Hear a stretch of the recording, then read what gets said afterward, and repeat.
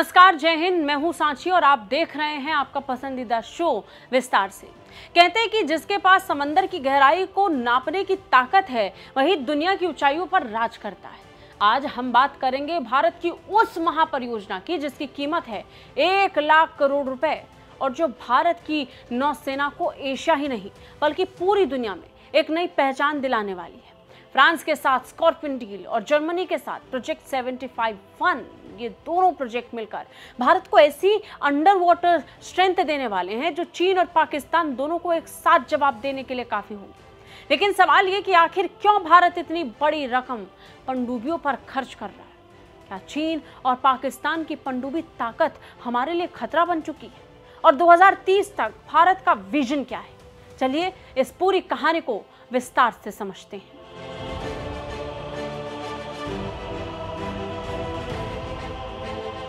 भारत एक blue water navy बनने की दिशा में लगातार आगे बढ़ रहा है। ब्लू वाटर नेवी का मतलब वो नौसेना जो सिर्फ अपने समंदर की सुरक्षा ही नहीं करती बल्कि पूरी दुनिया के समंदर में जाकर अपने देश के हितों की रक्षा करती है। भारत के पास अभी लगभग 16 डीजल इलेक्ट्रिक सबमरीन और 2 परमाणु पनडुब्बियां हैं। लेकिन सच्चाई ये कि चीन के पास 60 से ज्यादा और पाकिस्तान के पास 11 पनडुब्बियां मौजूद हैं। यानी संख्या के हिसाब से भारत पिछड़ रहा है। इसी कमी को पूरा करने के लिए भारत ने कई दशक पहले प्रोजेक्ट 75 यानी P75 की शुरुआत की।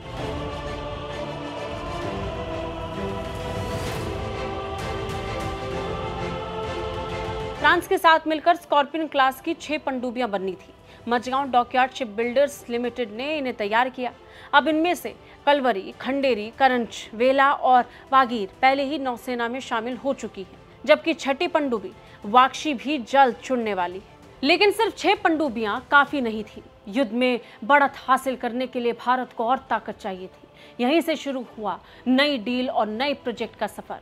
हाल ही में भारत ने फ्रांस के साथ एक नई डील साइन की, 36,000 करोड़ रुपए की स्कॉर्पियन क्लास सबमरीन की। इस डील के तहत भारत को 3 नई पनडुब्बियां मिलेंगी। ये पनडुब्बियां पिछली स्कॉर्पियन क्लास से ज्यादा एडवांस होंगी। इन पर लगेगा एयर इंडिपेंडेंट प्रोपल्शन यानी AIP सिस्टम, जिससे ये कई दिनों तक बिना सतह पर आए पानी के नीचे रह पाएंगी। इनका सोनार और हथियार सिस्टम और भी घातक होगा और सबसे अहम, ये भारत में ही बनेंगे, जिससे मेक इन इंडिया और आत्मनिर्भर भारत को मजबूती मिलेगी। इस तरह पुरानी 6 प्लस नई 3 कुल 9 स्कॉर्पियन क्लास सबमरीन भारत के पास होंगी। अब आते हैं असली मास्टर स्ट्रोक पर, प्रोजेक्ट 75-1, जिसकी कीमत है लगभग 45,000 से 50,000 करोड़ रुपए। इस प्रोजेक्ट के तहत भारत को जर्मनी की मदद से 6 नई पनडुब्बियां मिलेंगी। इन सबमरीन की खासियत होगी air independent propulsion, AIP technology और लॉन्ग रेंज टॉर्पीडोज और क्रूज मिसाइल। ये पनडुब्बियां महीनों तक पानी के नीचे रह सकती हैं। इनमें दुश्मन के रडार को चकमा देने वाली स्टील टेक्नोलॉजी होगी और ये हिंद महासागर से लेकर साउथ चाइना सी तक भारत की नजर बनाए रखने में मदद करेंगे। सबसे अहम बात, भारत इस प्रोजेक्ट में सिर्फ खरीदार नहीं होगा बल्कि मैन्युफैक्चरर भी बनेगा, यानी टेक्नोलॉजी ट्रांसफर होगी और भारतीय कंपनियां जैसे MDL और L&T इसमें बड़ी भूमिका निभाएंगी।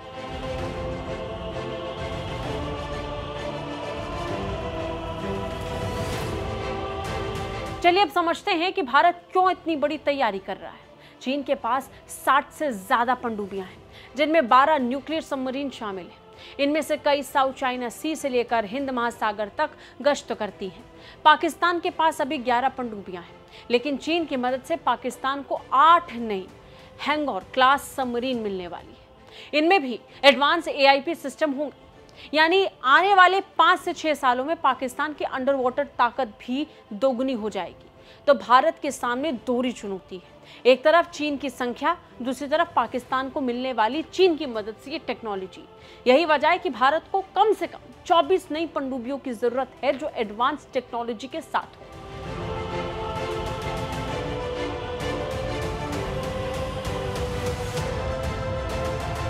भारत का विजन साफ है, 2030 तक एक credible under water nuclear triad बनना। यानी भारत को ऐसी ताकत चाहिए जिससे वो दुश्मन को समंदर, जमीन और आसमान तीनों से जवाब दे सके। Nuclear submarine SSBN INS Arihant पहले ही तैनात है, 3 और बन रही हैं।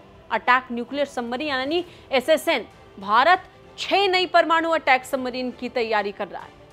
कन्वेंशनल AIPS सबमरीन स्कॉर्पियन और प्रोजेक्ट 75-1 इस कमी को पूरी करेगा। इस तरह भारत 2030 तक कम से कम 30 से ज्यादा एडवांस पनडुब्बियां चाहता है। इन डील्स का महत्व सिर्फ हथियारों तक सीमित नहीं है।